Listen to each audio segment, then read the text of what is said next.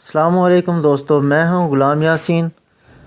अपने YouTube channel HVACR expert engineer में आपको खुशामदीद कहता हूं।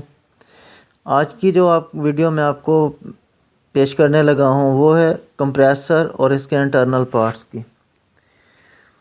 और उम्मीद करता हूं आपको ये वीडियो बहुत पसंद आएगी। जो लोग नए आए हैं मेरे चैनल पे, उन्हें रिक्वेस्ट करूंगा कि चैनल को सब्सक्राइब करें, मेरी वीडियो को लाइक और शेयर और कमेंट लाजमी करें। तो चलें आज की वीडियो शुरू करते हैं।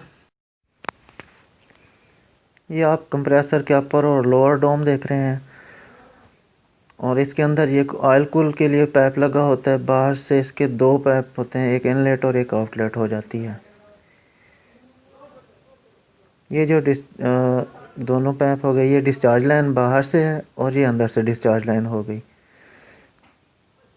सेक्शन लाइन हो गई और अंदर से ये बिल्कुल ओपन होती है और चार्जिंग लाइन भी अंदर से ओपन होती है। ये अपर डोम था।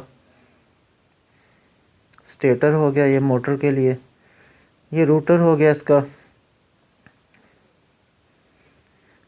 पिस्टन इसके साथ ही अटैच होता है कनेक्टिंग रॉड के साथ।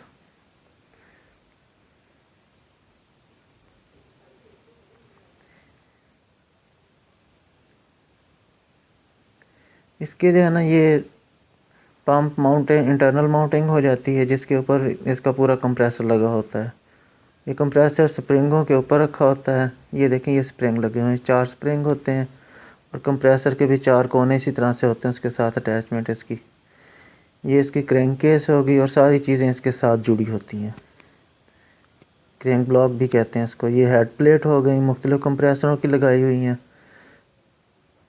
और ये वाल प्लेट और डिस्चार्ज वाल भी फ्लैपर वाल इन्हीं के ऊपर लगा होता है। ये सेक्शन फ्लैपर वाल लगे हुए हैं।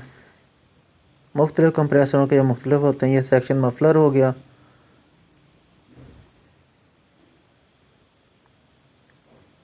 सेक्शन मफलर के बाद इसके जो बोल्ट वगैरह लगे होते हैं इसके साथ, ये आप देखेंगे, ये बोल्ट आ गए इसके। ये बोल्ट और ये इसका जो है ना थर्मल प्रोटेक्टर है।